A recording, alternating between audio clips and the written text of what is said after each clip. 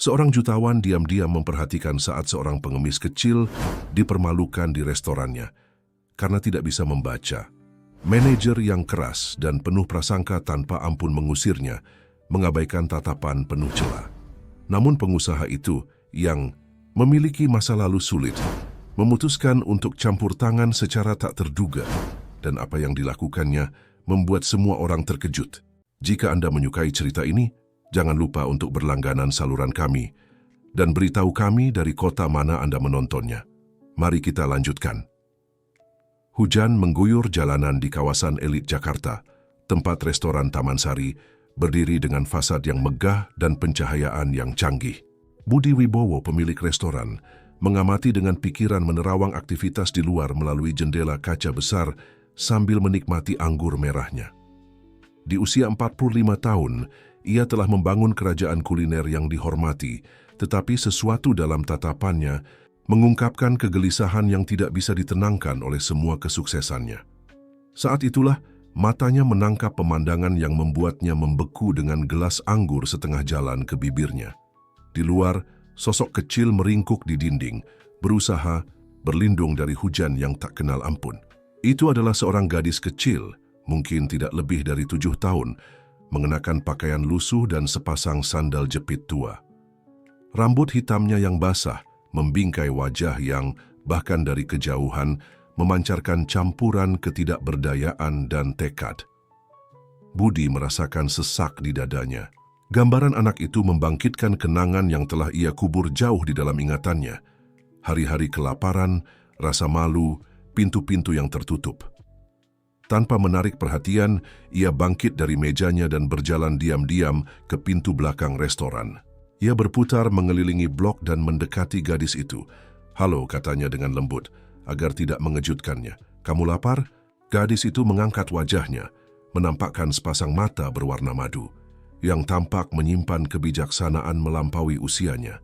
Ia tidak langsung menjawab, mengamati pria berpakaian rapi di hadapannya dengan campuran kewaspadaan dan harapan. "Tidak perlu takut," lanjut Budi, mengeluarkan beberapa lembar uang dari dompetnya. "Ini masuklah ke restoran dan pesanlah sesuatu untuk dimakan." "Apakah ini benar-benar untuk saya, Pak?" Suaranya keluar bergetar, tetapi ada martabat dalam nadanya yang menyentuh Budi secara mendalam. "Ya, ini untukmu," Budi mengonfirmasi, memberikan uang itu padanya. Masuklah di luar sangat dingin. Gadis itu memegang uangnya seperti harta karun yang berharga, tetapi tidak segera bergerak menuju pintu masuk. Matanya bergantian menatap uang di tangannya dan pintu restoran, tempat pelanggan-pelanggan elegan, keluar masuk. "Ibu saya," dia mulai dengan ragu-ragu. "Dia sakit, tahu? Saya ingin membawakan sesuatu untuknya juga." Budi merasakan tenggorokannya tercekat. "Uangnya cukup untuk kalian berdua." Ia meyakinkan, mengendalikan emosi dalam suaranya. "Masuklah, pilih apapun yang kamu inginkan." Saat kembali ke mejanya melalui pintu utama, Budi mengamati sosok kecil yang masih berdiri di trotoar, mengumpulkan keberanian. Melalui jendela yang dikaburkan oleh hujan, ia melihat ketika gadis itu akhirnya menegakkan bahunya dan berjalan menuju pintu, membawa bersamanya martabat yang tampak lebih besar dari tubuh kecilnya. Kembali ke mejanya, Budi tetap memandangi pintu masuk, menunggu saat gadis itu akan melewati portal antara dua dunia. Ia tidak menyadari bahwa gestur sederhana itu akan memicu serangkaian peristiwa yang akan mengubah tidak hanya kehidupan anak itu, tetapi juga keberadaannya sendiri dengan cara yang tidak pernah ia bayangkan. Taman Sari sangat ramai pada malam itu. Suara peralatan makan, tawa, dan percakapan memenuhi ruangan berpendingin udara, menciptakan kontras yang mencolok dengan badai yang mengamuk di luar. Ratna Kusuma, manajer restoran, berkeliling di antara meja-meja dengan postur sempurna seperti biasa, memastikan bahwa semuanya sesuai dengan standar tinggi restoran. Dialah yang pertama kali memperhatikan ketika pintu utama terbuka, membiarkan masuk tidak hanya suara jauh petir, tetapi juga sosok kecil yang basah kuyup. Ratna segera mengerutkan dahi, wajahnya menampilkan ekspresi tidak senang yang tidak bisa atau tidak berusaha disembunyikan. Gadis itu berhenti di pintu masuk. Ruang makan, matanya yang terbelalak menjelajahi lingkungan mewah. Lampu kristal memantulkan ribuan titik cahaya, menciptakan suasana hampir magis yang kontras keras dengan pakaiannya yang basah dan kakinya yang kotor. Beberapa orang sudah memperhatikan kehadirannya, dan bisikan mulai menyebar di seluruh ruangan seperti gelombang. Ratna mendekati dengan langkah tegas, hak tingginya menandai ritme yang mengintimidasi di lantai marmer. "Ada yang bisa saya bantu?" tanyanya dengan nada yang menunjukkan sebaliknya. Saya datang untuk membeli makanan," jawab gadis itu. Suaranya kecil tapi tegas sambil menunjukkan uang di tangannya. Senyum kejam terbentuk di bibir manajer. "Oh sayang, sepertinya kamu salah tempat. Ini adalah tempat mewah, bukan warung makan biasa." Di meja terdekat, sekelompok wanita elegan tertawa diam-diam, berbagi pandangan merendahkan. Gadis itu menggenggam uangnya lebih erat, matanya mulai berkaca-kaca, tetapi tetap teguh. "Bapak itu bilang saya boleh masuk." Dia bersikeras, suaranya sedikit bergetar. Ratna mengangkat alis yang terbentuk sempurna. "Bapak mana?" "Saya yang mengatakannya." Suara berat Budi terdengar di belakangnya, membuatnya berbalik dengan tiba-tiba. Pengusaha itu telah bangkit dari mejanya dan sekarang berdiri di sana. Kehadirannya yang mengagumkan mendominasi adegan. "Pak Wibowo," Ratna memulai, nadanya langsung berubah menjadi lebih lembut. "Saya tidak tahu bahwa Bapak mengenal orang ini." "Sekarang kamu tahu," jawabnya dengan dingin. Berpaling ke gadis itu, sikapnya melembut. "Siapa namamu, Nak?" "Sari," jawabnya. Tampak mendapatkan lebih banyak kepercayaan diri dengan kehadirannya. "Baiklah Sari, ayo ikut saya. Kita akan memilih sesuatu yang istimewa untuk kamu bawa pulang." Budi mengulurkan tangannya, yang diterima Sari setelah ragu-ragu sejenak. Gestur itu tidak luput dari perhatian Ratna, yang mengamati adegan dengan campuran ketidakpercayaan dan perhitungan. Matanya menyipit saat melihat bosnya menuntun anak kumuh itu ke salah satu meja terbaik restoran, mengabaikan sepenuhnya tatapan terkejut dari pelanggan lain. "Kamu suka rasanya?" tanya Budi membantu Sari duduk nyaman di kursi. "Punya kami adalah yang terbaik di kota." Sari mengangguk malu-malu, masih memegang uang dengan erat. "Ibu saya dulu suka membuat lasanya sebelum dia sakit," komentarnya, suaranya menyimpan kesedihan yang tampaknya terlalu besar untuk usianya yang masih muda. Budi merasakan sesuatu bergerak di dalam dirinya.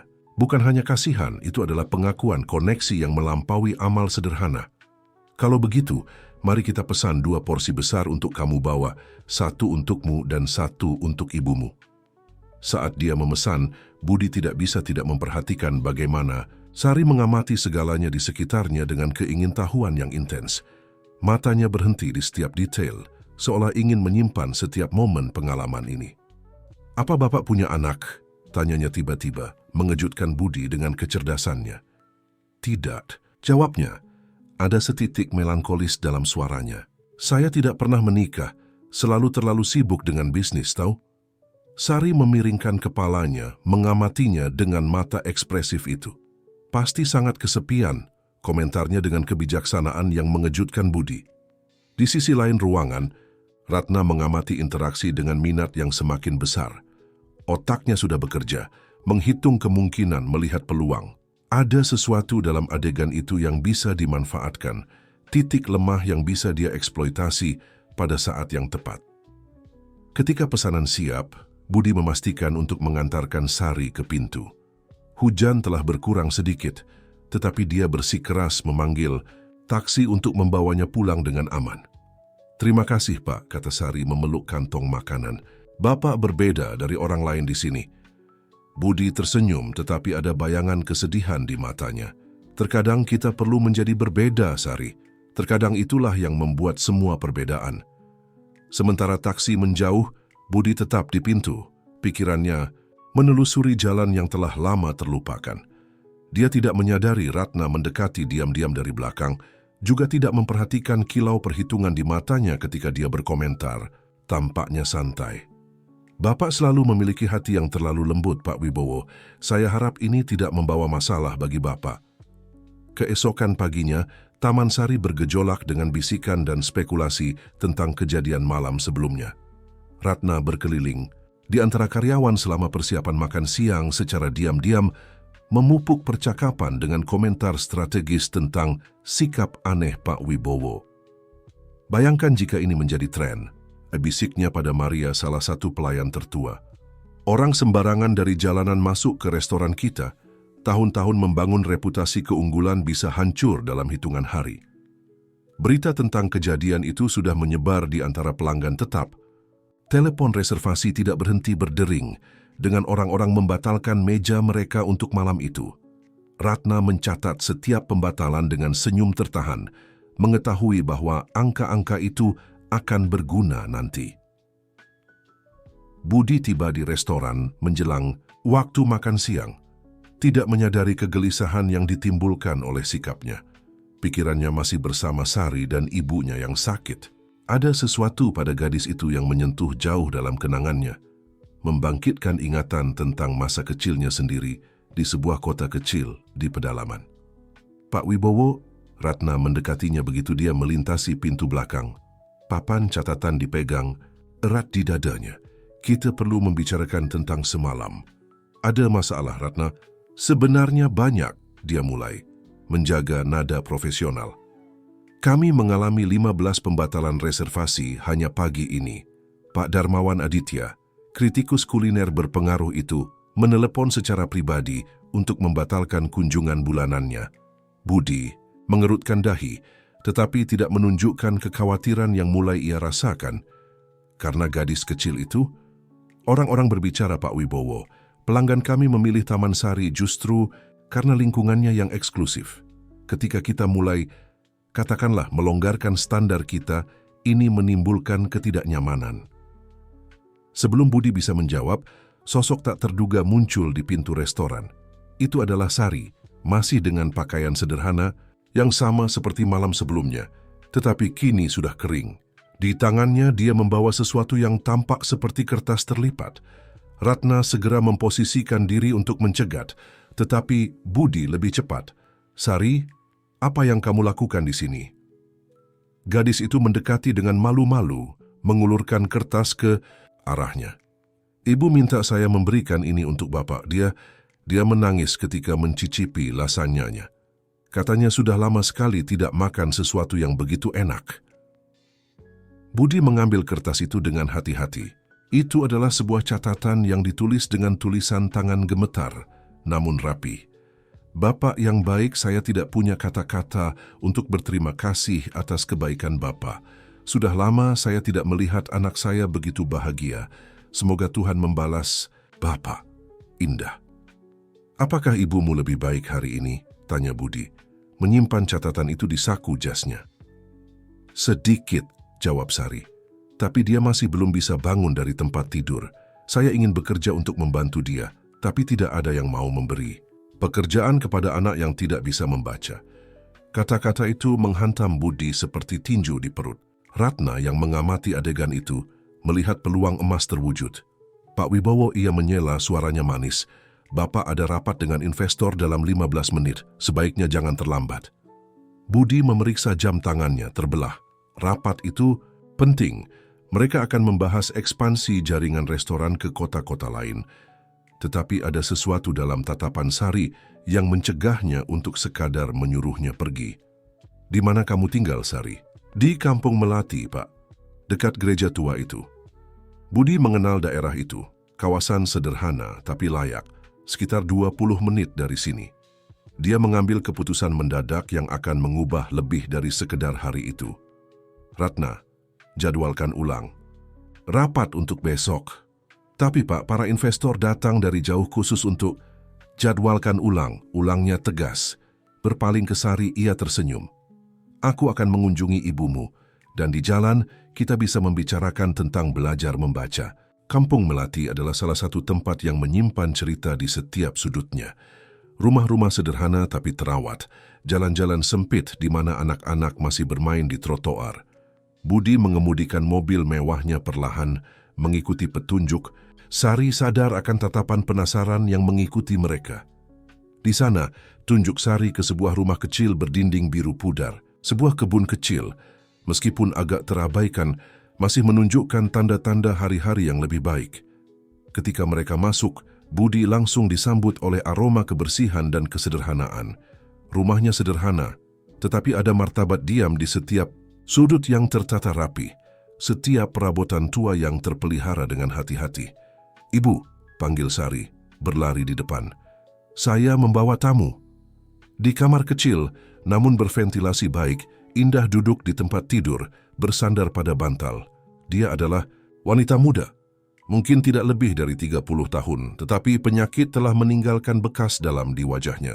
Meski begitu, matanya identik dengan mata Sari bersinar dengan kekuatan batin yang mengesankan. "Pak Wibowo," katanya, mencoba memperbaiki posisinya. "Suatu kehormatan menerima Bapak di rumah kami yang sederhana." "Kehormatan ada pada saya, Bu Indah," jawab Budi. Sungguh-sungguh tersentuh oleh martabat yang memancar dari wanita itu, bahkan dalam kondisinya yang lemah. Sari tidak berhenti berbicara tentang Bapak dan restoran Bapak. "Saya perlu berterima kasih secara pribadi atas kebaikan Bapak." "Itu bukan kebaikan," sela Budi. "Itu pengakuan." Selama mereka berbicara, Sari duduk di tepi tempat tidur, mengamati dengan cermat interaksi antara ibunya dan pria elegan yang tampak begitu berbeda dari semua orang yang mereka kenal. "Indah," mulai Budi setelah beberapa saat mengobrol, "saya ingin mengajukan sebuah proposal." Sari memberitahu saya bahwa dia ingin belajar membaca. Dia terhenti oleh ketukan di pintu. Sari berlari untuk membuka dan kembali ditemani oleh seorang wanita berambut abu-abu dengan postur anggun, membawa keranjang buah. "Bu Rahayu," seru Indah tersenyum. "Kejutan yang menyenangkan." "Saya datang untuk melihat bagaimana keadaanmu, sayang," jawab wanita itu, berhenti ketika melihat kehadiran Budi. "Oh, maaf, saya tidak tahu ada tamu." "Rahayu Suryawan," dia memperkenalkan diri, mengulurkan tangan kepada Budi. "Saya guru pensiun dan tetangga dari dua permata ini." Budi merasakan sesuatu muncul dalam pikirannya. "Anda mengajar?" "Selama 30 tahun, jawab Bu Rahayu dengan bangga. "Sastra dan bahasa Indonesia. Sekarang saya hanya merawat kebun saya dan menemani tetangga tersayang ini." Cahaya khusus muncul di mata Budi.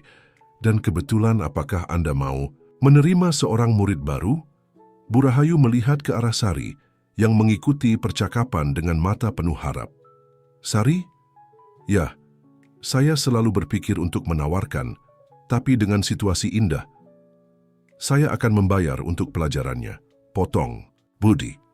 "Dan tidak hanya untuk Sari, Indah juga bisa ikut serta ketika dia merasa cukup sehat. Saya yakin itu akan baik untuk keduanya." Keheningan yang mengikuti dipenuhi dengan emosi. Indah menutupi mulutnya dengan tangan, air mata bersinar di matanya. Sari hampir tidak bisa menahan kegembiraan, memandang dari Budi ke Bu Rahayu dengan harapan. "Baiklah," kata Bu Rahayu akhirnya, senyum lembut di bibirnya. "Saya rasa saya masih punya beberapa buku pelajaran tersimpan di loteng." Kegembiraan Sari sangat menular. Dia melompat dari tempat tidur dan memeluk Budi secara impulsif, mengejutkannya. Untuk sesaat dia tidak bereaksi, tetapi kemudian membalas pelukan itu, merasakan sesuatu terbangun di hatinya, sesuatu yang telah tertidur untuk waktu yang lama. Di sisi lain kota, Ratna menyelesaikan penjadwalan ulang pertemuan dengan investor. Pikirannya bekerja dalam rencana. Sambil mengetik email, ia bergumam pada dirinya sendiri. Pak Wibowo, Bapak tidak tahu bahwa Bapak sedang menggali perangkap sendiri." Minggu-minggu berikutnya membawa rutinitas baru ke rumah berdinding biru di Kampung Melati. Setiap sore, setelah jam makan siang di restoran, Budi mengemudi ke sana untuk mengikuti pelajaran yang diberikan Bu Rahayu kepada Sari. Apa yang dimulai sebagai pelajaran membaca sederhana segera berubah menjadi sesuatu yang lebih besar, lebih bermakna. B dengan A menjadi BA, B dengan E menjadi BE. Sari bernyanyi duduk di meja ruang tamu kecil, sementara Bu Rahayu tersenyum dengan persetujuan. Budi, yang mengamati dari kursi berlengan di samping, tidak bisa menahan senyumnya sendiri melihat kemajuan gadis itu. "Dia memiliki bakat alami untuk belajar," komentar Bu Rahayu pada suatu sore, sementara Sari berada di dapur membantu ibunya dengan makanan ringan. Dalam beberapa minggu dia sudah bisa mengenali berbagai kata. Itu luar biasa. Indah, yang perlahan-lahan memulihkan kekuatannya, berpartisipasi dalam pelajaran kapan pun memungkinkan, duduk di kursi khususnya yang Budi bersikeras untuk membeli. Melihat putrinya berkembang, tampaknya memiliki efek terapeutik pada pemulihannya. Namun, tidak semuanya berjalan lancar di Taman Sari. Ratna telah mengubah insiden dengan Sari menjadi kasus dengan proporsi yang mengkhawatirkan di antara pelanggan tradisional. Rumor mulai beredar tentang profil baru restoran dan beberapa anggota dewan mulai mempertanyakan kepemimpinan Budi. Pak Wibowo panggil Ratna pada suatu pagi yang sibuk. Pak Darmawan Aditya mempublikasikan kritik yang cukup menarik di blog kulinernya. Budi mengambil tablet yang dia sodorkan dan mulai membaca. Teksnya tajam. Taman Sari yang dulu halus tampaknya kehilangan arahnya. Ketika sebuah tempat dengan standar tertinggi mulai membuat pengecualian dalam kebijakannya, itu pertanda bahwa ada sesuatu yang salah dengan pengelolaannya. Ini konyol, gumam Budi mengembalikan tablet. Sejak kapan membantu seorang anak berarti kehilangan standar kualitas? Angka tidak berbohong, Pak, jawab Ratna, menyajikan spreadsheet terperinci. Kami mengalami penurunan 30% dalam reservasi bulan lalu. Pelanggan lama beralih ke Istana Rasa, pesaing utama kita. Budi mengusap rambutnya, gerakan yang menunjukkan kekhawatirannya. Namun, sebelum dia bisa menjawab, ponselnya bergetar dengan pesan dari Sari. Saya berhasil membaca buku seluruhnya sendiri hari ini. Bu Rahayu bilang saya murid paling pintar yang pernah dia miliki. Senyum tak disengaja muncul di wajahnya, membuat Ratna menyipitkan mata dengan ketidaksenangan. Mungkin Bapak harus lebih fokus pada restoran dan kurang pada proyek pribadi, sarannya. Suaranya menetes dengan kekhawatiran palsu. Restoran. Baik-baik saja, Ratna. Makanan kita tetap luar biasa, pelayanan kita sempurna. Jika beberapa pelanggan tidak bisa menangani sedikit kemanusiaan, mungkin mereka bukan tipe pelanggan yang kita inginkan. Kemanusiaan tidak membayar tagihan, Pak Wibowo, balasnya, membiarkan sedikit dari sifat aslinya terlihat. Dan berbicara tentang tagihan, para investor menjadwalkan pertemuan luar biasa untuk minggu depan. Tampaknya mereka cukup khawatir dengan arah perkembangan. Budi merasakan beratnya informasi itu, tetapi sesuatu di dalam dirinya telah berubah dalam beberapa minggu terakhir. Sore-sore yang dihabiskan di Kampung Melati, melihat Sari menemukan dunia huruf, mendengarkan kisah hidup Bu Rahayu, menyaksikan kekuatan diam indah, semua itu telah membangunkan sesuatu yang ia kira telah hilang. Kamu tahu, Ratna, katanya, bangkit dari kursinya, terkadang kita perlu kehilangan sesuatu untuk menemukan sesuatu yang jauh lebih besar. Filosofi tidak menjaga restoran mewah tetap berjalan, Pak, jawabnya. Topeng profesionalismenya mulai retak. Tidak, Budi setuju. Tapi mungkin itulah yang kurang dalam gastronomi kelas atas. Sedikit lebih banyak jiwa dan sedikit lebih sedikit penampilan. Sementara berjalan menuju pintu keluar, Budi tidak melihat senyum penuh perhitungan yang terbentuk di wajah Ratna. Dia mengambil ponselnya dan dengan cepat mengetik pesan, saatnya menjalankan rencana kita. Dia persis di mana kita inginkan. Pada sore yang sama, sementara Budi menuju Kampung Melati, pertemuan rahasia terjadi di kantor Ratna. Darmawan Aditya, kritikus kuliner itu, duduk di depan mejanya, menikmati kopi yang disajikan dengan ahli. Jadi, dia mulai meletakkan cangkir di atas tatakan porselen. Kamu pikir kamu bisa membuktikan bahwa dia menggelapkan uang restoran? Ratna tersenyum, membuka map di atas meja. Lebih baik lagi, saya punya bukti bahwa dia menggunakan sumber daya restoran untuk menghidupi keluarga yang hampir tidak dia kenal. Para investor tidak akan senang mengetahui bahwa uang mereka digunakan untuk membayar les privat dan furnitur untuk rumah di pinggiran kota. Dan gadis itu, bagaimana dia masuk dalam semua ini? Darmawan, Ratna condong ke depan, matanya bersinar. Ini bagian paling menarik. Saya melakukan beberapa penelitian tentang keluarganya. Ada koneksi yang bahkan belum ditemukan Budi sendiri, tetapi yang akan menempatkannya dalam posisi yang sangat rumit. Di Kampung Melati tidak menyadari konspirasi, Budi mengikuti pelajaran Sari lainnya. Bu Rahayu telah menyiapkan latihan khusus untuk hari itu, menulis karangan tentang pahlawanku. Selesai, seru Sari, memberikan kertas kepada Budi dengan bangga. Saya menulis tentang Bapak. Budi mengambil kertas dengan tangan gemetar, merasakan emosi yang tidak bisa ia namakan. Tulisannya masih tidak teratur, khas seseorang yang sedang belajar, tetapi kata-katanya meluap dengan ketulusan. Pahlawanku tidak memakai jubah atau terbang di langit. Dia memakai jas dan mengendarai mobil bagus. Tetapi yang membuatnya istimewa bukanlah semua itu. Adalah cara dia melihat kami seolah-olah kami penting. Sebelum dia muncul, saya pikir orang kaya tidak peduli dengan orang miskin. Tetapi dia menunjukkan bahwa kebaikan tidak ada hubungannya dengan uang. Dia mengajari saya bahwa kita bisa menjadi besar meskipun kita kecil. Kita hanya perlu percaya dan memiliki seseorang yang juga percaya pada kita. Indah, yang mengamati dari kursinya, diam-diam menghapus air mata. Bu Rahayu berdeham, menyamarkan emosinya sendiri. Sari, kata Budi, suaranya serak. Ini sempurna. Ada beberapa kesalahan ejaan, komentar Bu Rahayu, tetapi perasaannya sempurna. Pada saat itu, telepon Budi berbunyi. Itu adalah pengacaranya, dan dari ekspresinya saat menjawab, bukan kabar baik. Apa maksudnya rapat darurat dewan? Tanyanya berdiri dan berjalan ke jendela. Tidak, ini tidak bisa menunggu sampai Senin. Ya, saya tahu angkanya, tapi saya mengerti. Saya akan di sana dalam 1 jam. Ketika menutup telepon, dia menemukan 3 pasang mata khawatir terarah padanya.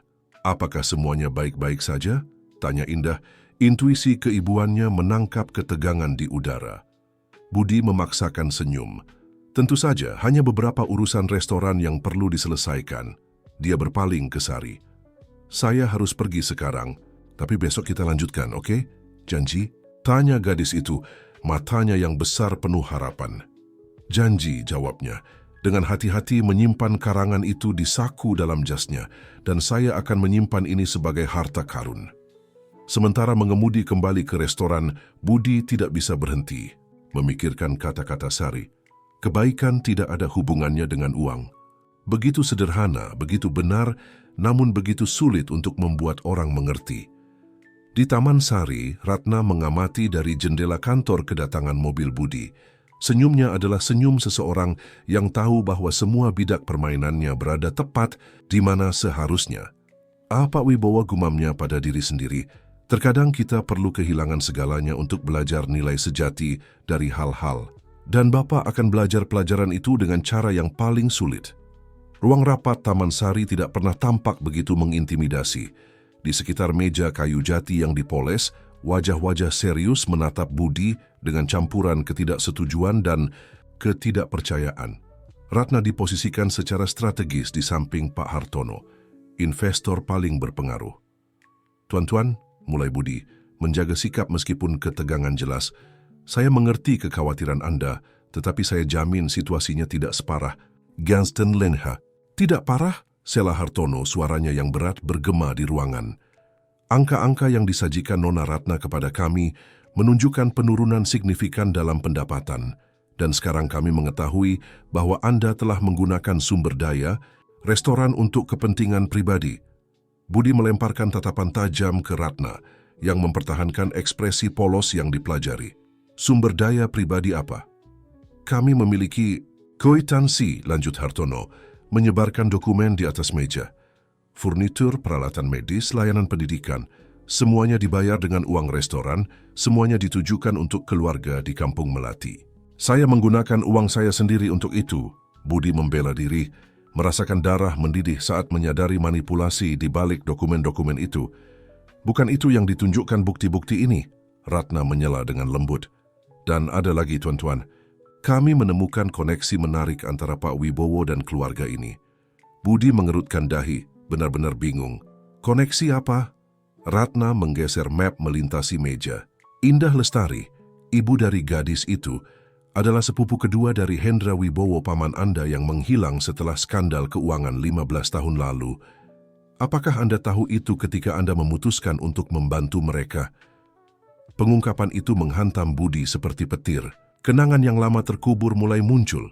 Pamannya Hendra, skandal yang mengguncang keluarga, rumor bahwa dia melarikan diri dengan uang investor. Itu tidak relevan. Akhirnya dia berhasil berkata, Sari dan Indah butuh bantuan. Dan saya... Taman, Sari bukan lembaga amal, Budi, potong Hartono. Ini adalah bisnis kelas tinggi dibangun dengan uang investor yang mempercayai manajemen Anda, atau setidaknya percaya. Apa yang kalian inginkan, tanya Budi, sudah mengantisipasi jawabannya. Kami ingin Anda mundur, jawab Hartono. Untuk sementara tentu saja, sampai kami dapat sepenuhnya mengevaluasi tingkat kerusakan dan menerapkan tindakan korektif. Dan berapa lama pengunduran diri itu? 3 bulan, jawab Ratna dengan cepat. Selama periode itu saya akan mengambil alih manajemen sementara restoran. Budi merasakan rasa pahit pengkhianatan. Seluruh rencana telah disusun dengan cermat. Setiap detail dihitung untuk momen ini. Dan jika saya menolak, maka kami akan terpaksa memanggil rapat luar biasa untuk pemungutan suara tentang kepemimpinan Anda, jawab Hartono. Dan dengan bukti yang kami miliki, keheningan yang mengikuti sangat memekakkan telinga. Budi melihat ke setiap wajah di sekitar meja, orang-orang yang telah bekerja dengannya selama bertahun-tahun, membangun kerajaan kuliner. Sekarang, karena tindakan kebaikan, dia akan kehilangan segalanya. Beri saya 24 jam. Akhirnya dia berkata, saya perlu menyelesaikan beberapa hal.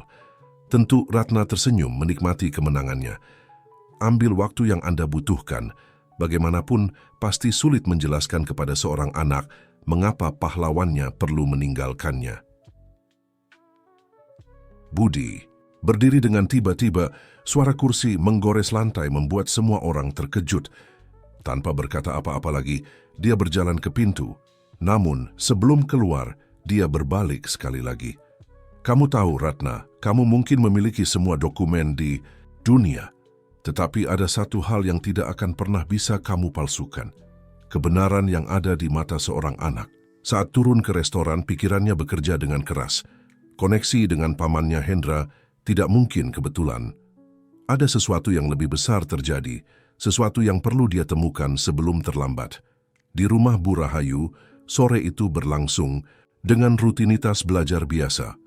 Sari sangat bersemangat hari itu, karena akhirnya berhasil menyelesaikan buku pertamanya sendiri, Pangeran Kecil. Luar biasa bagaimana Mawar bisa begitu istimewa, dan pada saat yang sama begitu biasa komentarnya, matanya berbinar dengan penemuan. Sama seperti orang ya, Bu Rahayu. Guru pensiun itu tersenyum dengan kasih sayang. Tepat sekali sayang, setiap orang itu unik, meskipun kadang tampak sama dengan yang lain. Indah, yang sedang mengalami hari yang sangat baik, memperhatikan putrinya dengan bangga dari kursinya. Pelajaran-pelajaran itu telah mengubah tidak hanya Sari, tetapi seluruh dinamika keluarga. Seolah-olah rumah itu telah mendapatkan cahaya baru, tujuan baru. Suara bel menginterupsi momen tersebut. Mengejutkan semua orang, itu adalah Budi, berjam-jam, sebelum waktu biasa, dan dengan ekspresi yang tidak bisa menyembunyikan kekhawatirannya. Apakah terjadi sesuatu? Tanya Bu Rahayu selalu tajam. Kita perlu bicara, jawabnya, berusaha menjaga nada ringan karena Sari. Indah, apakah Anda keberatan jika kita menggunakan dapur selama beberapa menit? Di dapur kecil, Budi menjelaskan dengan cepat situasinya. Kepada Indah dan Bu Rahayu, pengungkapan tentang hubungan kekerabatan dengan Hendra menyebabkan reaksi tak terduga dari Indah. Hendra Wibowo, dia mengulang, memucat. Tapi, dia tidak pernah menyebutkan bahwa dia memiliki keponakan yang kaya. Kalian menjaga kontak? Tanya Budi terkejut. Dia muncul sesekali, selalu sangat diam-diam, membawa hadiah untuk Sari ketika dia masih bayi. Kemudian suatu hari, dia menghilang begitu saja. Itu terjadi tak lama sebelum saya jatuh sakit. Bu Rahayu, yang selama ini diam tiba-tiba membelalakkan mata. Amplopnya, serunya. Amplop apa? Tanya Budi dan Indah bersamaan. Hendra meninggalkan amplop dengan saya meminta saya hanya menyerahkannya kepada Indah jika sesuatu terjadi padanya. Setelah dia menghilang, saya mencari Indah kemana-mana, tapi dia sudah pindah. Ketika akhirnya saya menemukannya di sini di Kampung Melati, dia sudah sakit dan ya dengan semua yang terjadi, saya benar-benar lupa. Apakah Anda masih memiliki amplop itu? Tanya Budi, merasa mereka mendekati sesuatu yang penting. Tentu saja, disimpan dengan dokumen-dokumen lama saya. Saya akan mengambilnya. Sementara Bu Rahayu pergi dengan tergesa-gesa, Sari masuk ke dapur, membawa pangeran kecil di dadanya. Om Budi, katanya, untuk pertama kalinya menggunakan panggilan sayang itu. Bolehkah saya membacakan sedikit dari buku untuk Bapak? Ini bagian yang paling indah. Budi merasakan hatinya berdenyut. Bagaimana dia akan menjelaskan kepada Sari bahwa mungkin dia tidak bisa lagi mengunjungi mereka setiap hari. Sari mulai indah dengan lembut. Om Budi perlu menyelesaikan beberapa hal penting sekarang. Mungkin nanti? Tetapi Budi menggelengkan kepala. Tidak, saya ingin mendengar. Silakan, Sari. Gadis itu membuka buku di halaman yang ditandai dan mulai membaca pelan tetapi dengan percaya diri. Hanya dengan hati seseorang dapat melihat dengan benar apa yang penting tidak terlihat oleh mata. Pada saat itu Bu Rahayu kembali dengan amplop kekuningan di tangannya. Ini dia, masih tertutup, persis seperti yang dia tinggalkan. Indah mengambil amplop dengan tangan gemetar. Di dalamnya ada surat dan beberapa dokumen lama. Saat dia membaca, wajahnya melewati berbagai emosi, kejutan, pemahaman, dan akhirnya tekad. Budi, katanya mengangkat mata dari kertas, sepertinya pamanmu tahu bahwa sesuatu seperti ini bisa terjadi, dan dia meninggalkan jalan untuk membuktikan kebenaran.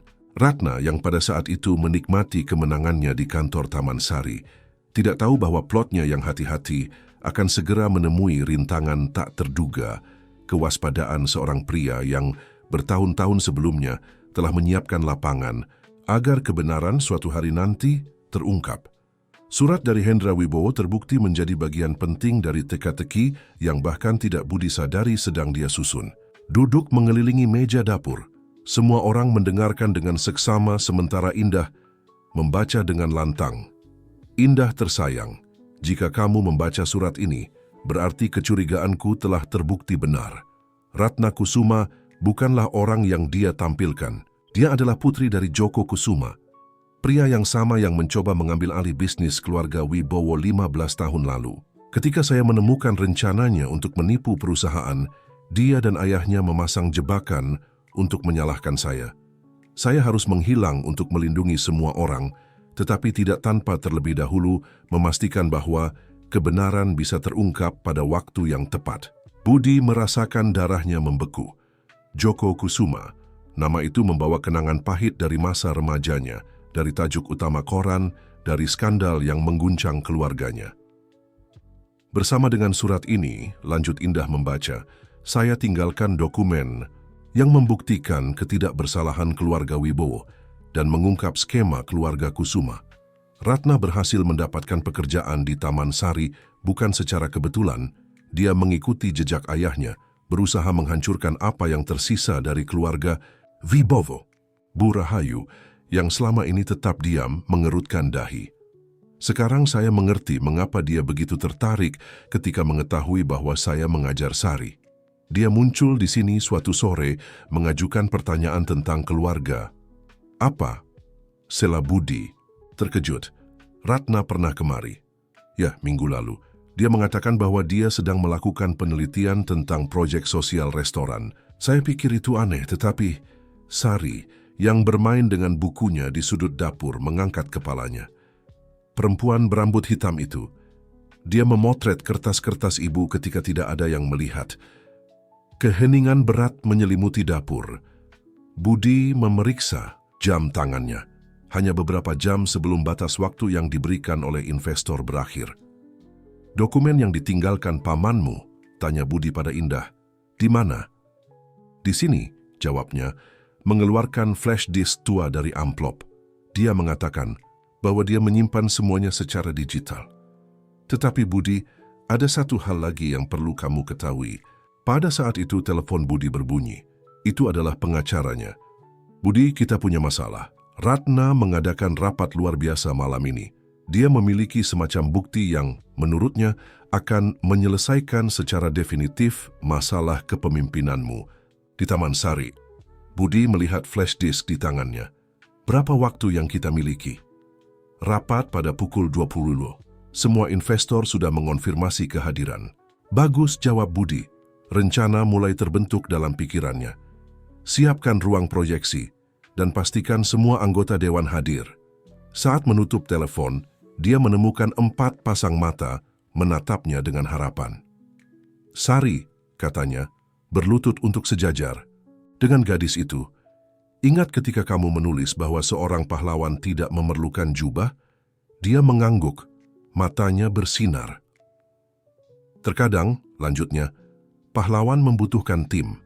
Dan saya rasa saya telah menemukan tim terbaik yang bisa dimiliki seseorang. Bu Rahayu menegakkan diri di kursinya, energi yang diperbarui dalam penampilannya. Apa yang perlu kita lakukan? Pertama, jawab Budi, kita perlu mencari tahu persis apa yang ada di flash disk ini. Kemudian, dia tersenyum. Untuk pertama kalinya hari itu merasa bahwa dia memiliki kesempatan nyata untuk memenangkan pertempuran ini. Kita akan memberi Ratna Kusuma pelajaran tentang arti sebenarnya dari keluarga dan kesetiaan. Indah menggenggam tangan, Sari meremasnya dengan lembut. Nak, ingat ketika kamu bertanya padaku mengapa pangeran kecil harus melalui begitu banyak ujian sebelum kembali ke mawarnya. Sari mengangguk. Terkadang, lanjut Indah, kita perlu menghadapi badai untuk membuktikan bahwa taman kita layak dilindungi. Budi mengamati adegan itu, merasakan tekad tumbuh di dalam dirinya. Ratna mungkin memiliki dokumen palsu dan investor di sakunya, tetapi ada sesuatu yang tidak akan pernah dia mengerti. Kekuatan orang-orang yang disatukan oleh sesuatu yang lebih besar dari uang atau status. Kita punya 4 jam, katanya, memeriksa jam tangannya lagi. Dan setiap menit akan berharga. Taman Sari diterangi dengan luar biasa pada malam itu. Ratna telah memastikan bahwa semuanya sempurna untuk presentasi besarnya. Di ruang rapat, anggota dewan dan investor utama menunggu. Beberapa mengobrol dalam kelompok kecil, yang lain memeriksa ponsel mereka dengan tidak sabar. Budi belum datang? Tanya Hartono, memeriksa Rolexnya untuk ketiga kalinya dalam 5 menit. Saya yakin dia akan muncul, jawab Ratna, senyum percaya diri di bibirnya yang dicat sempurna. Bagaimanapun, ini adalah malam yang menentukan. Yang tidak Ratna harapkan adalah kedatangan tidak hanya Budi, tetapi juga rombongan kecil. Bu Rahayu, elegan dalam gaun terbaiknya, masuk lebih dulu diikuti oleh Indah yang berjalan dengan lebih banyak kekuatan dan tekad daripada yang pernah dia tunjukkan sejak sakitnya. Terakhir, Sari mengenakan gaun baru yang Budi beli khusus untuk acara ini.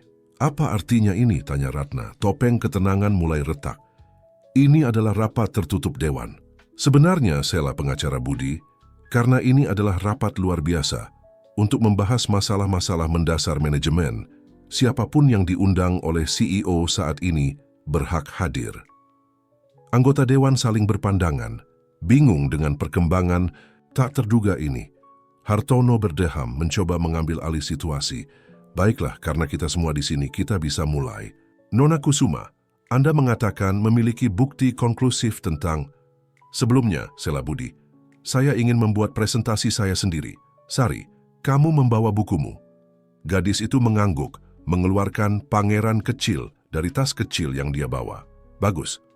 Maukah kamu membacakan bagian khusus itu untuk semua orang di sini? Ratna melepaskan tawa mengejek. Ini konyol, kita sedang dalam rapat bisnis serius, bukan jam cerita. Tetapi Sari sudah membuka buku, suaranya jernih dan percaya diri memenuhi ruangan. Hanya dengan hati seseorang dapat melihat dengan benar apa yang penting tidak terlihat oleh mata. Indah, komentar Hartono dengan kering, tetapi apa hubungannya dengan situasi kita? Segalanya, jawab Budi, menghubungkan flash disk ke sistem proyeksi. Karena terkadang kita perlu melihat melampaui penampilan untuk melihat kebenaran. Di layar mulai muncul dokumen, email, dan foto-foto lama. Warna meninggalkan wajah Ratna ketika dia mengenali ayahnya, Joko Kusuma, di beberapa gambar. Ini adalah catatan yang disimpan pamanku Hendra sebelum dia menghilang. jelas Budi. Catatan yang membuktikan bagaimana Joko Kusuma dan kemudian putrinya Ratna mengatur kampanye sistematis untuk menghancurkan keluarga saya. Ini konyol, protes Ratna, tetapi suaranya mengkhianati kegugupannya. Benarkah? Tanya Bu Rahayu berdiri. Lalu mengapa kamu berada di rumah saya minggu lalu, memotret dokumen pribadi tanpa izin? Sari, yang sampai saat itu mengamati semuanya, dalam diam menambahkan, ibu kehilangan ini ketika keluar dan mengeluarkan kartu memori dari tasnya. Ratna semakin pucat. Itu adalah kartu memori tempat dia menyimpan foto-foto yang dia rencanakan untuk digunakan malam itu sendiri. Foto-foto yang dimanipulasi yang akan semakin menyudutkan Budi. Dokumen yang ingin ditunjukkan Ratna hari ini, lanjut Budi, memproyeksikan gambar baru. Semuanya dipalsukan, sama seperti dokumen yang menyalahkan pamanku 15 tahun lalu. Hartono dan anggota dewan lainnya mengamati dengan terperangah saat kebenaran terungkap di depan mereka. Email, transfer bank, bukti tak terbantahkan dari konspirasi yang terjadi selama bertahun-tahun. Tapi kenapa? Tanya Salah, satu investor. Mengapa semua skema ini? Indah yang menjawab, suaranya syarat dengan pemahaman terlambat. Karena beberapa orang mengacaukan nilai dengan harga. Mereka pikir mereka bisa membeli apa saja, reputasi, kesetiaan, bahkan kebenaran. Ratna terpojok melihat sekeliling mencari dukungan, tetapi hanya menemukan wajah-wajah terkejut dan tidak menyetujui. Kastil kebohongannya runtuh dan tidak ada yang bisa dia lakukan untuk mencegahnya. Matahari pagi berikutnya menemukan Taman Sari bertransformasi. Berita tentang rapat luar biasa dan perkembangannya telah menyebar dengan cepat di antara karyawan, menciptakan atmosfer perubahan di udara. Ratna tidak akan kembali. Kepergiannya telah diputuskan secara bulat oleh Dewan setelah pengungkapan. Malam sebelumnya, Budi berada di kantornya mengatur tumpukan dokumen ketika Hartono mengetuk pintu. "Boleh saya masuk?" tanya investor itu. Nadanya sangat berbeda dari permusuhan beberapa hari terakhir. "Tentu," jawab Budi, menunjuk kursi di depannya. Hartono duduk, tampak aneh tidak nyaman dalam jas sempurnanya. "Saya berutang permintaan maaf pada Anda, Budi. Kami semua berutang. Kami membiarkan prasangka dan penampilan mengaburkan penilaian kami. Yang penting adalah kebenaran telah terungkap," jawab Budi mengingat kata-kata Sari tentang melihat dengan hati. "Ya, tetapi ada sesuatu lagi yang perlu kita diskusikan," lanjut Hartono, condong ke depan. "Dewan bertemu pagi ini. Kami ingin memperluas program sosial restoran." Budi mengangkat alis, terkejut. "Maksudnya?" "Cerita Anda dengan Sari dan keluarganya membuat kami menyadari peluang unik. Taman Sari selalu dikenal karena keunggulan kulinernya. Sekarang, kami dapat dikenal karena sesuatu yang lebih besar. Apa tepatnya yang Anda usulkan?" "Program pelatihan profesional," jelas Hartono. Matanya bersinar dengan antusiasme tulus. "Menggunakan sebagian ruang restoran untuk melatih anak muda dari komunitas kurang mampu dalam gastronomi, pelayanan, dan administrasi." Budi merasakan senyum terbentuk di wajahnya. "Kamu tahu, saya yakin saya mengenal seorang guru pensiun yang akan senang membantu dengan bagian pendidikan proyek." "Wanita elegan dari kemarin, Bu Rahayu, bukan? Kami sudah memikirkannya. Sebenarnya," Hartono ragu sejenak, "kami ingin Anda memimpin proyek ini dengan otonomi penuh dan anggaran khusus." Pada saat itu, ketukan lembut di pintu menyela percakapan. Itu adalah Dewi, pelayan tertua restoran. "Maaf mengganggu, Pak Wibowo, tetapi ada beberapa orang menunggu di ruang utama." Budi memeriksa jam tangannya, tersenyum. "Ah ya, tamu saya untuk makan siang, Hartono. Mengapa Anda tidak bergabung dengan kami? Saya pikir Anda akan senang mengenal mereka lebih baik." Di ruang utama, Sari, Indah, dan Bu Rahayu menunggu, semuanya berpakaian rapi. Sari berlari untuk memeluk Budi begitu melihatnya. "Om Budi, kami membawa kejutan untuk Bapak." Dengan bangga, dia mengeluarkan buku catatan yang dihias dengan gambar berwarna dari ranselnya. "Ini adalah buku harian pertama saya. Bu Rahayu bilang saya sudah menulis cukup baik untuk memiliki satu. Dan bukan hanya itu," tambah Indah, matanya bersinar. "Tunjukkan padanya, Nak." Sari membuka buku harian di halaman tertentu dan mulai membaca. Suaranya jernih dan percaya diri. Buku harian tersayang, hari ini saya belajar bahwa kadang-kadang orang paling penting dalam hidup kita datang dengan tiba-tiba. Seperti bintang jatuh yang jatuh dari langit pada malam hujan. Hartono mengamati adegan dengan minat tulus, terutama bagaimana pelanggan lain restoran, jauh dari terlihat terganggu oleh kehadiran keluarga sederhana, tersenyum dengan persetujuan. "Kamu tahu," komentarnya pelan kepada Budi, "saya pikir anak didik kecilmu baru saja memberi kita slogan sempurna untuk proyek baru kita." "Maksudnya?" "Taman Sari, di mana bintang jatuh menemukan tamannya," jawab Hartono, mengejutkan semua orang dengan sensitivitas puitis tak terduganya. Bu Rahayu, yang telah tetap diam sampai saat itu, tertawa lembut. Sepertinya Sari bukan satu-satunya yang belajar melihat dengan hati. Budi mengamati momen itu dengan perasaan lengkap yang tidak pernah dia alami dalam semua tahun kesuksesan bisnisnya. Di sana, di ruangan yang sebelumnya menjadi simbol eksklusivitas, sebuah cerita baru mulai ditulis. Cerita tentang kesempatan kedua, tentang melihat melampaui penampilan, tentang mengubah tembok menjadi jembatan. 3 bulan berlalu sejak pertemuan transformatif itu. Taman Sari telah berubah, tetapi tidak dengan cara yang begitu ditakuti Ratna. Restoran itu masih menjadi salah satu yang paling bergengsi di kota, tetapi sekarang membawa energi baru, tujuan yang lebih besar yang melampaui gastronomi kelas atas. Di sayap pelatihan baru, yang diadaptasi dari bekas ruang pribadi, puluhan peserta didik muda bergerak di antara stasiun kerja.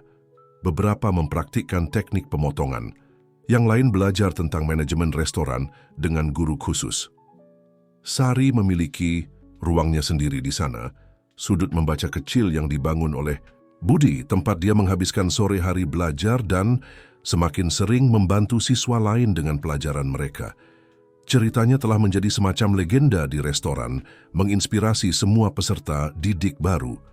Dan kemudian kamu menempatkan aksen di sini. Jelasnya dengan sabar kepada Rinto, salah satu peserta didik chef yang mengalami kesulitan dengan tulisan. "Lihat, sekarang katanya benar." Bu Rahayu yang mengawasi program pendidikan tidak bisa menahan kebanggaan melihat murid pertamanya sendiri menjadi guru. Dia memiliki bakat alami untuk mengajar. Komentarnya kepada Indah, yang sekarang bekerja paruh waktu di administrasi proyek sosial. "Sama sepertimu," Indah tersenyum mengamati putrinya. Kesehatannya telah membaik secara signifikan dalam beberapa bulan terakhir. Para dokter mengatakan itu adalah kombinasi dari perawatan yang tepat, yang sekarang mereka mampu, dan energi positif yang telah dibawa oleh pekerjaan baru dan kehidupan yang diperbaharui. "Kamu tahu apa yang dia katakan padaku kemarin?" Komentar Indah. "Bahwa dia ingin menjadi guru kuliner ketika dewasa. Dengan begitu," katanya, "saya bisa mengajari orang memasak dengan hati, sama seperti Om Budi lakukan." Budi, yang mendekati saat itu membawa tumpukan buku baru untuk sudut membaca, tidak bisa menahan senyum mendengar komentar itu. Berbicara tentang Om Budi, canda Bu Rahayu, "Saya mendengar bahwa seorang kritikus kuliner tertentu mempublikasikan kritik yang sangat menarik tentang perubahan di restoran." "Ah ya," jawabnya, meletakkan buku di atas meja. Darmawan Aditya bersikeras menulis secara pribadi. Dia mengatakan bahwa Taman Sari akhirnya menemukan esensi sejatinya, tempat di mana keunggulan kuliner bertemu dengan tanggung jawab sosial secara organik dan revolusioner. "Dan angkanya," tanya Indah, "selalu praktis. Lebih baik dari sebelumnya." Tampaknya banyak pelanggan menghargai ide makan malam di restoran, yang tidak hanya menyajikan makanan enak, tetapi juga melayani masyarakat. Hartono, yang telah menjadi pengunjung tetap proyek, memilih saat itu untuk muncul, membawa kejutan bersamanya. "Budi," panggilnya, bersemangat. "Saya baru saja menerima konfirmasi. Taman Sari dinominasikan untuk penghargaan inovasi sosial dalam gastronomi. Ini pertama kalinya restoran kelas atas bersaing dalam kategori ini." Berita itu dengan cepat menyebar di seluruh restoran, memicu perayaan kecil yang improvisasi. Para peserta didik sementara meninggalkan stasiun mereka untuk bertepuk tangan, pelanggan yang makan siang tersenyum dengan persetujuan, dan Sari, Sari melakukan apa yang telah menjadi kebiasaannya. Dia mengambil buku hariannya dan mulai menulis. "Apa yang kamu catat sekarang?" tanya Budi, duduk di sampingnya. "Saya menulis tentang bagaimana terkadang kita perlu sedikit tersesat untuk menemukan jalan yang benar," jawabnya. Kebijaksanaannya selalu mengejutkan. Sama seperti di Pangeran Kecil, tahu, terkadang kita pikir kita mencari satu hal, tetapi sebenarnya kita menemukan sesuatu yang jauh lebih besar. Budi mengamati restoran di sekelilingnya. Para peserta didik muda berkonsentrasi pada tugas mereka. Indah tersenyum sambil mengatur dokumen. Bu Rahayu dengan sabar memandu sekelompok siswa. Hartono berbicara dengan antusias dengan para chef tentang proyek baru. "Kamu tahu, Sari, saya pikir kamu harus menulis buku suatu hari nanti." Matanya berbinar. "Benarkah? Tentang apa?" "Tentang bagaimana malam hujan bisa mengubah segalanya. Tentang bagaimana sebuah restoran bisa lebih dari sekadar tempat untuk makan. Tentang bagaimana sebuah keluarga bisa lebih besar dari yang kita bayangkan." Sari tersenyum. Senyum itu yang telah menyinari Taman Sari untuk pertama kalinya pada malam hujan, dan yang sekarang menyinari lebih dari sekadar restoran, menyinari awal baru, cara baru melihat dunia. Berita tentang nominasi penghargaan inovasi sosial dalam gastronomi membawa gelombang perubahan ke Taman Sari. Jurnalis mulai meminta wawancara, restoran lain menunjukkan minat untuk mengenal proyek ini, dan sebuah stasiun televisi mengusulkan untuk membuat dokumenter tentang transformasi tempat itu. "Tapi saya tidak mau tampil di TV," protes Sari, menyembunyikan wajahnya di tangannya ketika Budi menyebutkan proposal tersebut selama salah satu makan siang keluarga yang telah menjadi tradisi setiap hari Minggu. "Tidak ada yang perlu melakukan apapun yang tidak diinginkan," Budi meyakinkan, bertukar pandangan penuh arti dengan Indah. "Tapi kamu tahu ceritamu bisa menginspirasi orang lain untuk melakukan hal yang sama di tempat lain."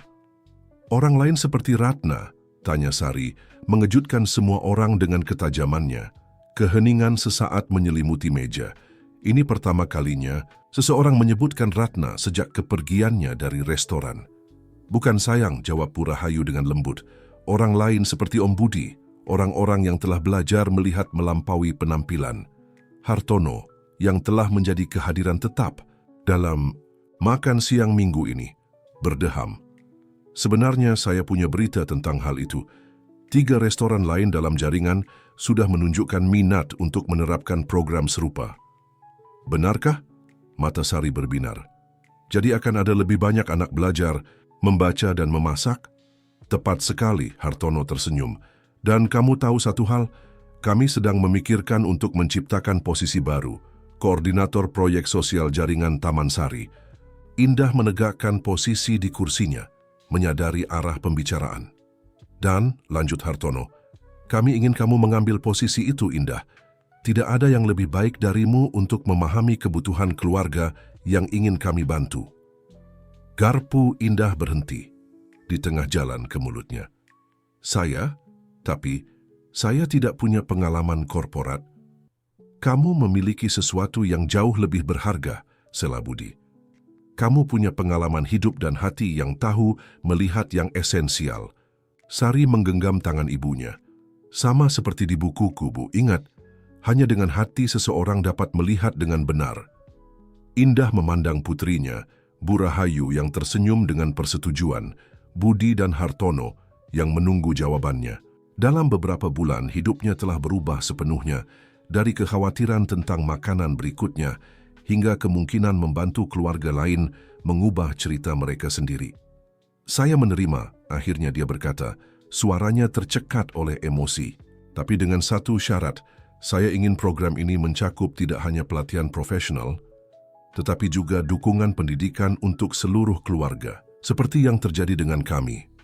"Sudah direncanakan," jawab Hartono, sekali lagi mengejutkan semua orang dengan antusiasmenya terhadap proyek sosial. "Sebenarnya, Bu Rahayu sudah menerima untuk menjadi konsultan pendidikan kami untuk seluruh jaringan." Guru pensiun itu merona sedikit. "Ya, katakanlah saya menemukan bahwa saya masih punya banyak hal untuk diajarkan." "Dan saya?"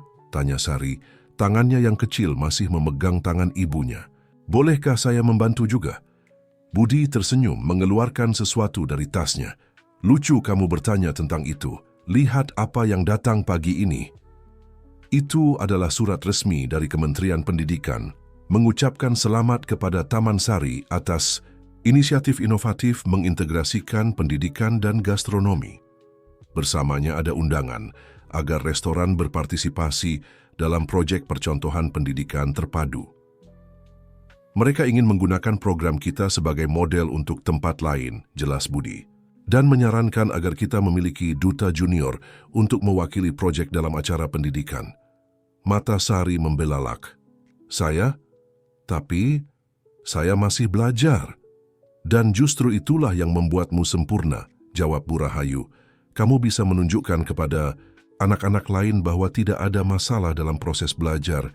Yang penting adalah tidak pernah berhenti mencoba." Sari terdiam sejenak, wajahnya menampilkan ekspresi serius yang selalu muncul ketika dia berpikir mendalam tentang sesuatu. "Bolehkah saya berpikir sebentar?"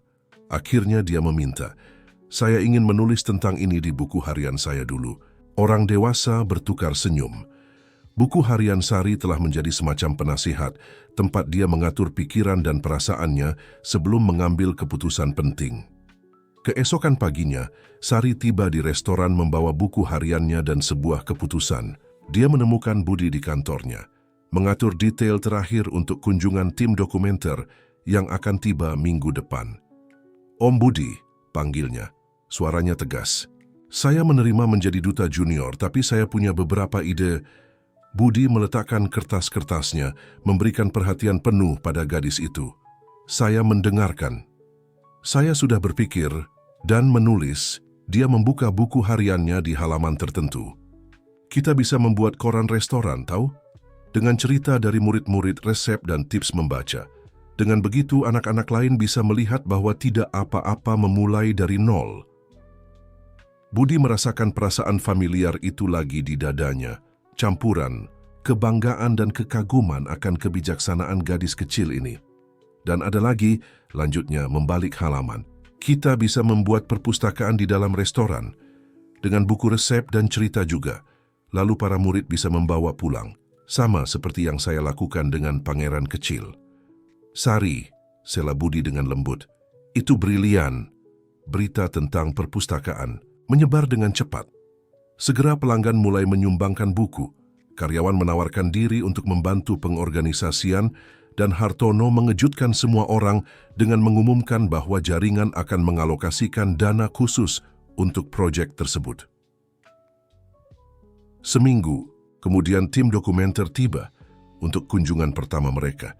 Produser, seorang wanita paruh baya bernama Anita, sangat terpesona dengan sudut membaca yang kini berubah menjadi perpustakaan sungguhan. "Ini luar biasa," komentarnya, mengamati Sari membantu salah satu murid baru dengan pelajarannya.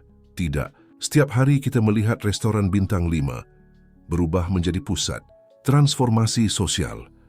Sebenarnya, koreksi Sari, mengangkat matanya dari bukunya, restorannya tidak berubah, ia hanya menemukan cita rasa sejatinya. Anita tertawa, terpesona. "Itu bagus. Kamu seharusnya menjadi penulis." Dia sudah menjadi penulis ngesla indah yang lewat dengan setumpuk dokumen. Mau lihat koran yang dia buat? Rasain pengetahuan seperti yang Sari namakan untuk koran Taman Sari sudah mencapai edisi ketiganya.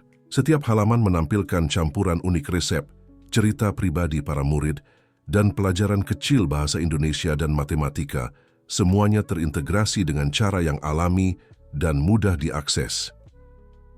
"Dan siapa yang menulis semua ini?" tanya Anita, membolak-balik, koran dengan minat yang semakin besar. "Semua orang membantu," jelas Sari dengan bersemangat. Para murid menulis cerita mereka, para chef mengajarkan resep, dan Bu Rahayu mengoreksi semuanya. "Saya hanya menyatukan bagian-bagiannya, sama seperti ketika kita membuat resep." Anita melihat ke tim filmingnya yang sudah mulai menangkap gambar lingkungan.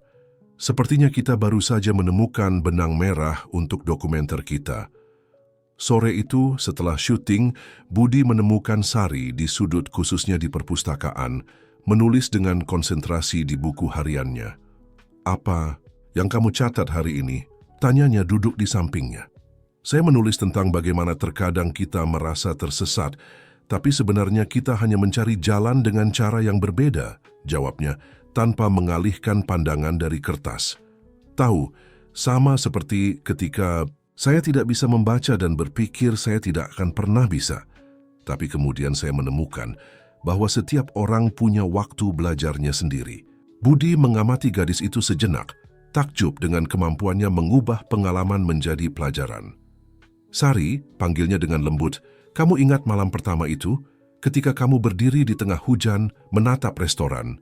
Dia mengangguk, akhirnya mengangkat matanya dari buku harian. "Apakah kamu takut untuk masuk?" "Saya sih sangat," akunya. "Tapi kamu tahu apa yang memberi saya keberanian?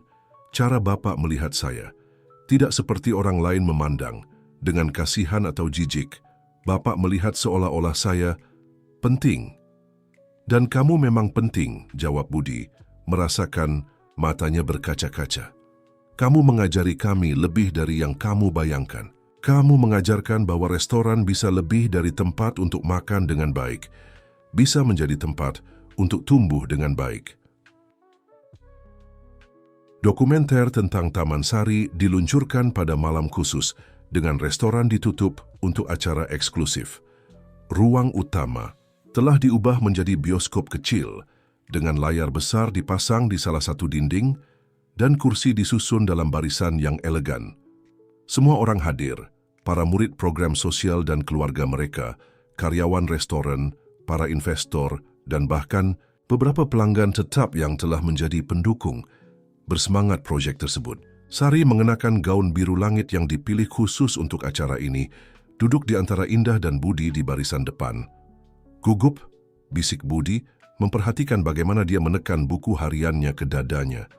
"Sedikit," aku Sari. "Bagaimana jika orang-orang tidak menyukainya?" "Tidak mungkin," jawab Bu Rahayu yang duduk tepat di belakang.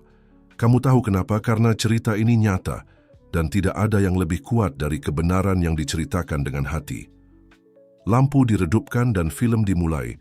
Adegan pertama menunjukkan Taman Sari pada malam hujan sangat mirip dengan malam yang telah mengubah begitu banyak kehidupan. Suara Sari bernarasi.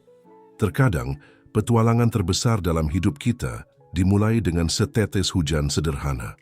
Dokumenter itu menceritakan kisah bukan hanya Sari dan Budi, tetapi semua orang yang telah tersentuh oleh transformasi restoran. Ada kesaksian menyentuh dari para murid program sosial, gambar kelas di perpustakaan, adegan koran, rasa dan pengetahuan, sedang diproduksi. Hartono muncul berbicara tentang bagaimana proyek ini telah mengubah pandangannya tentang bisnis. "Kami menemukan bahwa kemewahan sejati tidak hanya ada pada makanan yang kami sajikan, tetapi pada dampak yang dapat kami berikan pada kehidupan orang." Indah dalam kesaksiannya mengharukan semua orang. "Putri saya tidak hanya belajar membaca di sini. Dia belajar bahwa mimpi dapat menjadi kenyataan ketika menemukan orang-orang yang bersedia percaya padanya." Ketika lampu dinyalakan kembali, hampir tidak ada mata yang kering di ruangan. Sari langsung dikelilingi oleh jurnalis dan tamu, semua ingin mendengar lebih banyak tentang pengalamannya. "Bagaimana rasanya menjadi inspirasi untuk proyek sebesar ini?" tanya seorang reporter. Sari berpikir sejenak, wajahnya menampakkan ekspresi serius yang sudah begitu dikenal semua orang. "Saya bukan inspirasi," jawabnya akhirnya. "Inspirasinya adalah semua orang yang percaya bahwa mereka bisa berubah, bahkan ketika tampaknya sulit. Itu setiap orang yang masuk ke sini ingin belajar, setiap guru yang mengajar dengan sabar, setiap chef yang berbagi bukan hanya resep tapi mimpi." Budi yang mengamati dari kejauhan merasakan tangan di bahunya. "Itu Hartono." "Kamu tahu," kata investor itu, "ketika kamu menceritakan rencanamu pertama kali, kupikir itu gila. Restoran bintang 5, berubah menjadi sekolah, tampaknya resep bencana kan, dan sekarang?" Hartono tersenyum, menunjuk dengan isyarat ke ruangan penuh orang yang mengobrol dengan bersemangat, berbagi cerita dan mimpi. "Sekarang saya menyadari bahwa terkadang kita perlu mengubah resep untuk menemukan cita rasa sejati kesuksesan." Anita, produser dokumenter, mendekati dengan berita menggembirakan. Film ini sudah dipilih untuk 3 festival internasional, dan beberapa jaringan restoran dari negara lain menunjukkan minat untuk mengenal proyek ini. Tetapi kejutan sejati malam itu masih akan datang. Indah naik ke panggung kecil improvisasi, meminta perhatian semua orang. Hari ini bukan hanya peluncuran dokumenter, dia mulai. Ini juga peluncuran resmi buku pertama kami. Sari terbelalak ketika ibunya mengangkat sebuah buku dengan sampul berwarna-warni. Judulnya berbunyi, Rasa dan Pengetahuan Resep untuk Mengubah Kehidupan, kumpulan cerita terbaik dan resep yang dipublikasikan di koran restoran.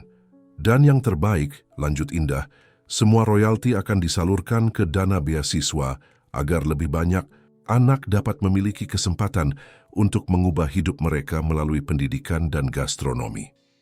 Tepuk tangan langsung terdengar. Sari berlari ke panggung, memeluk ibunya dengan erat, sementara air mata kebahagiaan mengalir di wajahnya. Setelah kesuksesan dokumenter dan peluncuran buku, Taman Sari memasuki fase baru. Restoran itu kini jauh lebih dari sekadar establishment. Kuliner kelas tinggi telah menjadi simbol transformasi sosial melalui pendidikan dan kuliner. Pada suatu pagi yang tenang, sementara Sari mengatur buku-buku baru yang telah tiba untuk perpustakaan, kunjungan tak terduga menyebabkan kegembiraan. Darmawan Aditya, kritikus kuliner terkenal yang dulu mengkritik keras restoran, muncul tanpa pemberitahuan. Saya datang untuk melakukan evaluasi baru, dia mengumumkan kepada Budi. Tapi kali ini, saya ingin mencoba lebih dari sekadar makanan. Sari, yang tidak pernah melewatkan kesempatan untuk menjadi tuan rumah, mendekati dengan malu-malu. Apa Bapak ingin melihat perpustakaan kami dulu? Darmawan tersenyum, mengejutkan semua orang dengan keramahannya. Sebenarnya, gadis kecil, saya ingin melihat semuanya. Terutama cerita tentang menggabungkan sastra dengan gastronomi. Selama beberapa jam berikutnya, Darmawan tidak hanya mencicipi hidangan halus restoran, tetapi juga berpartisipasi dalam kelas sastra gastronomi dengan Bu Rahayu, menyaksikan murid-murid program sosial menyiapkan hidangan elaborasi pertama mereka, dan membolak-balik semua edisi koran Rasa dan Pengetahuan. Kamu tahu, komentarnya selama makan siang, dalam 30 tahun sebagai kritikus kuliner, saya belajar menilai restoran dari makanannya, layanannya, atmosfernya, tapi tidak pernah. Dalam seluruh karier saya melihat tempat yang memberi makan tidak hanya perut, tetapi juga jiwa. Sari, yang membantu menyajikan makanan penutup, resep pertamanya sendiri, puding coklat dengan saus jeruk, bertanya, "Dan itu baik atau buruk?" Darmawan mencicipi puding, menutup matanya sejenak.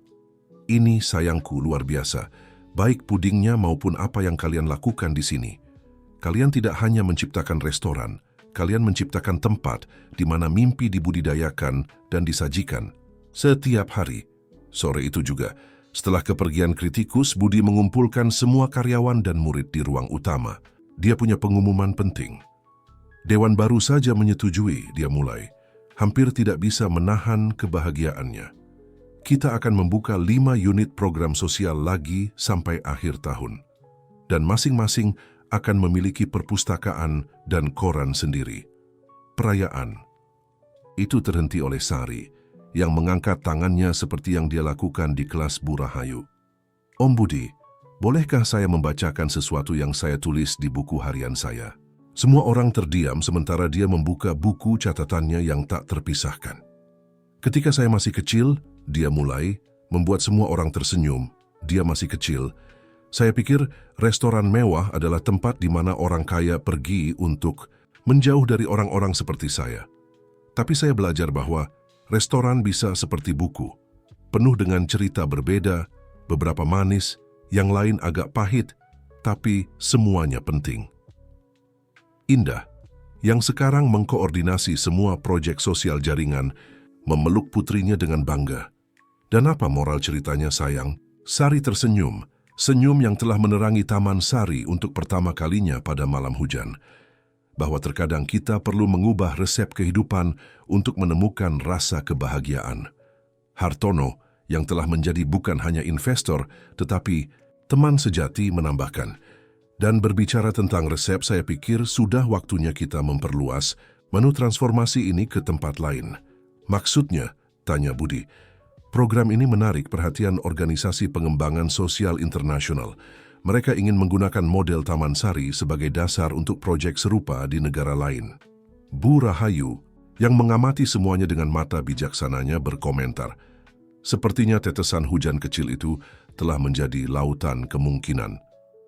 Budi melihat sekeliling ke Sari, yang sudah mencoret-coret ide baru di buku hariannya, ke Indah, yang telah menemukan panggilan membantu keluarga lain, ke karyawannya, yang sekarang juga menjadi pendidik, ke murid-muridnya, yang memenuhi restoran dengan kehidupan dan harapan. Bukan, dia mengoreksi dengan lembut. Tetesan hujan itu hanya menunjukkan kepada kita bahwa terkadang kemewahan terbesar yang dapat kita tawarkan adalah kesempatan untuk tumbuh. Setahun telah berlalu sejak peluncuran dokumenter. Taman Sari bersiap untuk menjadi tuan rumah wisuda pertama murid-murid program sosial bertepatan dengan ulang tahun Sari. Ruang utama dihias dengan bunga dan lampu, menggabungkan keanggunan tradisional restoran dengan kegembiraan menular perayaan keluarga. Saya masih tidak percaya bahwa saya akan lulus bersama mereka, komentar Sari, menyesuaikan gaun barunya sambil mengamati persiapan. Dia telah bersikeras untuk ikut serta dalam upacara, meskipun telah belajar membaca dan menulis berbulan-bulan sebelum murid lainnya. Karena kamu bagian dari cerita ini, sama seperti mereka, jawab Budi, membantunya mengatur selempang wisuda yang akan dikenakan semua murid. Upacara akan disiarkan langsung ke unit-unit program lain yang telah dibuka sepanjang tahun. Perwakilan dari organisasi sosial dari berbagai negara hadir, tertarik untuk menerapkan model di komunitas mereka sendiri. Indah, elegan dalam setelan jas eksekutifnya, sekarang seorang direktur program sosial yang dihormati, mengawasi detail. Terakhir ketika kejutan tak terduga datang. Hendra Wibowo, paman Budi, telah kembali. Saya tidak bisa melewatkan momen ini, katanya, terharu, memeluk Budi dan kemudian Sari, yang sudah mendengar banyak cerita tentangnya. Ketika saya meninggalkan dokumen-dokumen itu dengan Bu Rahayu, saya tidak pernah membayangkan akan menghasilkan sesuatu yang begitu luar biasa. Hartono yang mengamati adegan itu mendekati. Kewaspadaan Anda menyelamatkan lebih dari sekadar restoran, Pak Hendra, menciptakan seluruh gerakan. Memang, Taman Sari telah menjadi kisah sukses dunia dalam tanggung jawab sosial. Program rasa dan pengetahuan kini hadir di 15 restoran jaringan dan perjanjian sedang disepakati untuk penerapan di tempat-tempat di negara lain. Bu Rahayu, yang sekarang mengkoordinasikan seluruh bagian pendidikan program, mengumpulkan para wisudawan untuk latihan terakhir. Di antara mereka ada Rinto, pemuda yang Sari bantu dengan bacaan beberapa bulan lalu. Sekarang salah satu peserta didik chef yang paling menjanjikan. Kalian tahu, mulai Bu Rahayu melihat murid-muridnya dengan bangga, ketika saya mulai mengajar, di sini saya pikir saya hanya mengajari orang membaca dan menulis, tapi kalian mengajari saya bahwa pendidikan jauh melampaui kata-kata dalam buku.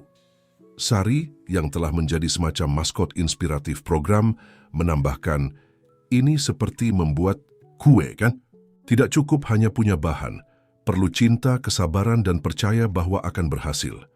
Upacara dimulai saat senja, ruangan penuh, keluarga wisudawan, pelanggan tetap, jurnalis, semua bercampur dalam perayaan yang menghancurkan segala penghalang sosial yang mungkin ada. Budi naik ke panggung untuk memberikan pidato pembuka, tetapi dipotong oleh Sari yang meminta izin untuk membaca sesuatu yang khusus. Hari ini dia mulai membuka buku hariannya yang sudah cukup terpakai. Saya ingin bercerita tentang hujan, mawar, dan kesempatan kedua. Cerita tentang bagaimana sebuah restoran bisa seperti taman, di mana orang-orang berbeda tumbuh bersama, masing-masing dengan waktu mereka sendiri, tapi semua di bawah langit yang sama. Keheningan absolut di ruangan sementara dia melanjutkan. Saya belajar bahwa kemewahan sejati bukanlah memiliki hal-hal mahal. Itu adalah bisa membantu seseorang mewujudkan mimpi, melihat seseorang belajar menulis namanya sendiri untuk pertama kalinya, mencicipi resep yang dibuat dengan cinta oleh seseorang yang sebelumnya berpikir bahwa dia tidak mampu melakukan apapun. Indah diam-diam menghapus air mata, sementara Hendra dan Budi bertukar pandangan pengertian. Akhirnya benar-benar memahami mengapa hidup mereka telah bersilangan dengan cara itu. Setelah upacara wisuda, sementara para tamu merayakan dengan jamuan khusus yang disiapkan oleh para murid sendiri, Sari berkeliling di antara meja-meja dengan buku hariannya, mengumpulkan pesan dan cerita untuk edisi khusus koran Rasa N Pengetahuan.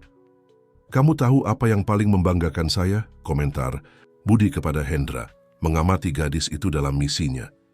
"Bukan kesuksesan program atau penghargaan yang kami terima, tapi melihat bagaimana keputusan sederhana untuk membantu seseorang dapat menciptakan gelombang transformasi yang begitu besar."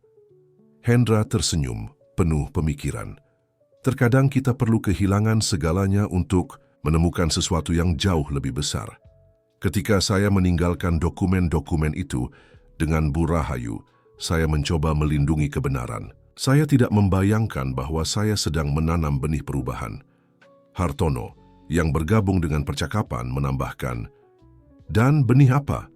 Program ini telah menginspirasi lebih dari 50 inisiatif serupa di seluruh dunia. Restoran tanpa batas, sekolah gastronomi sosial, perpustakaan kuliner. Indah, yang lewat membagikan eksemplar buku baru proyek. Resep transformasi gastronomi sebagai alat perubahan sosial. Melengkapi.